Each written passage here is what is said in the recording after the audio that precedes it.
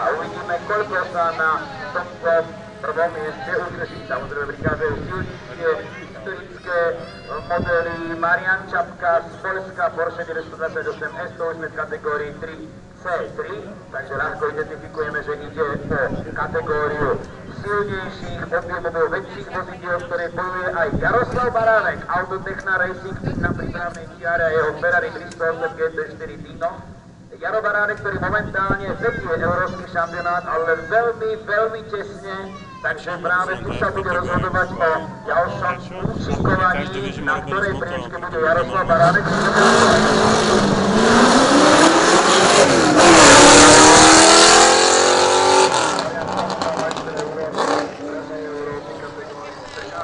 Jaro Baránek, majster Európy historikov, C3 z roku 2012. A majster Slovenska medzi historikmi z minulého roka, Ferrari 308 GT4 Dino, Autotechna Racing Team Sloven.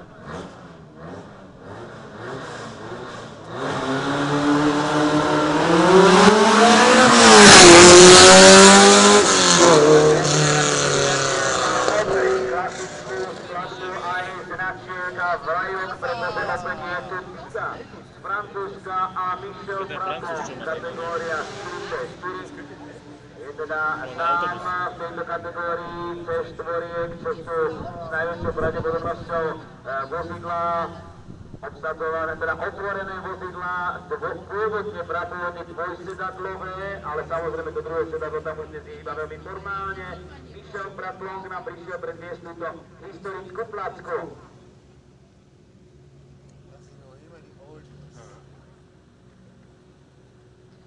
Predpokladám, že si na neho spomínate aj z predchádzajúceho ročníka. Mám taký pocit, že nejakými zvláštnymi zmenami táto jeho špeciálka neprešla. Možno by bolo zaujímavé potom si porovnávať voľnejší jeho dosiahnutý výsledok a to, čo sa mu podarí zajazdiť v tomto ročníku do Pieského kopca. Možno sa ešte medzi tým dopracujeme aj k tej výsledkovej listine, možno absolútnej, a nájdeme ho tam z toho minulého roka a zistíme teda, že či tohto ročný Dobšinsky kopec bude svedčať jemu a samozrejme aj mnohým ďalším bude lepšie, alebo naopak nie. No a Michála Vondráková je so svojou 120-kou v cieli, ale Jozefa Michal zatiaľ nemá, stále figuruje v priebežnom poradí týchto tréningových jazd na prvom mieste. Michála Vondráková bola z radovo nejakých 15 sekúnd pomalšia. Nič to nemení na veci, že Jozef Michal zatiaľ tróni na čele priebežnej výsledkovej listiny.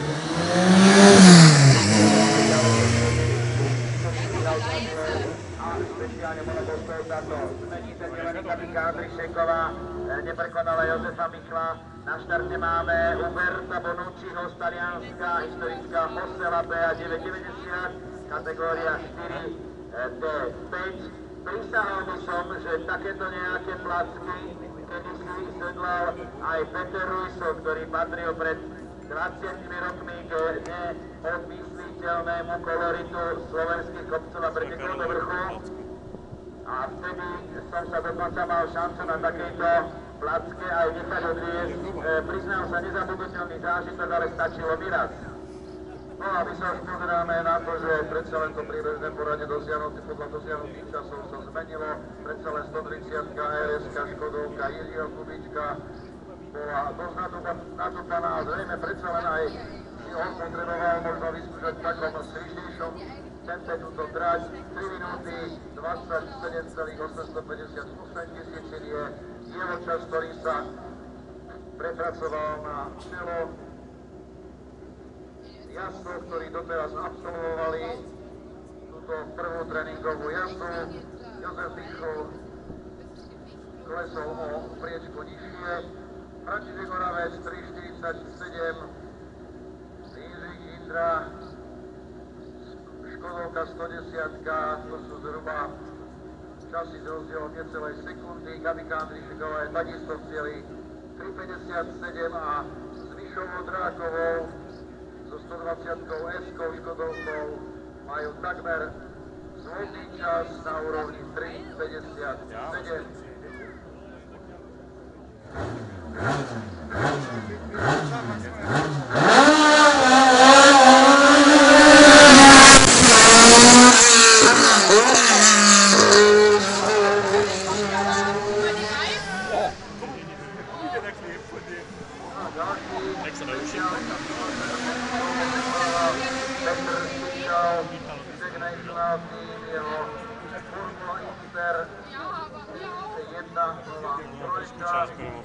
Kategória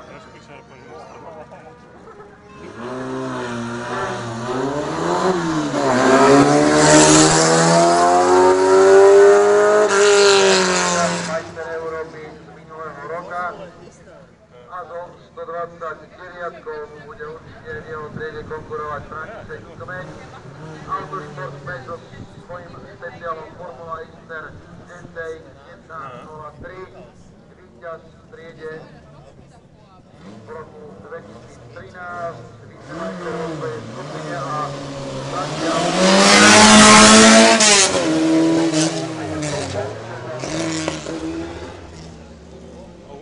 takže dopracovali sme sa k Martinovi Vondrákovi z Českej republiky, monopol Mars 712 MF2, kategória 5E3, stále sme v kategórii historických automobilov. Martin Vondrák s číslom 127 osamotený v tejto triede, ale určite sa bude môcť porovnávať s podobnými monopostmi, či už to budú Metalexy alebo Round Miloša Smeškala. Uvidíme, ako sa im bude dariť v priebežnom poradí, kde zatiaľ máme na prvom mieste Jiřího Kubíčka na Škode 130 časom 3 minúty 27. Jiří Kubíček pred chvíľočkou nastavil takýto čas a výrazne prekonal Jozefa Michla.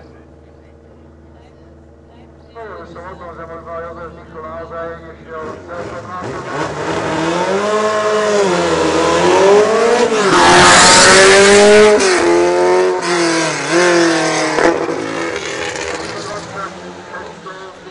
ďalšieho na štarte Ľubomíra Doležala, takisto osamoteného v triede kategórii 5. Jeho Metalex 1.06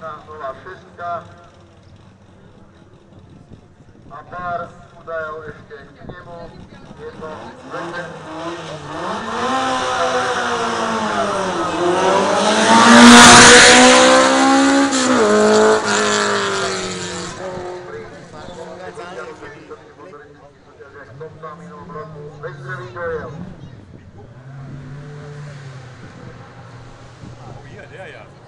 no, už som naznačil 125K Miloša Smeškala, trošku som predbehol, pretože jeho Raut 032 ešte pred pár rokmi patril k tomu najlepšiemu, čo sme videli aj na slovenských kopcoch, takže v prípade tejto formuly opäť môžeme očakávať zmenu v absolútnom poradí. Sám budem zvedavý, ako si tieto monoposty rozdelia popredné priečky historických automobilov, skôr ako sa dostaneme k národnej formuli s Martinom Matuškom, s motorom poľského Malucha 126, o tom si povieme niečo viac už o pár sekúnd.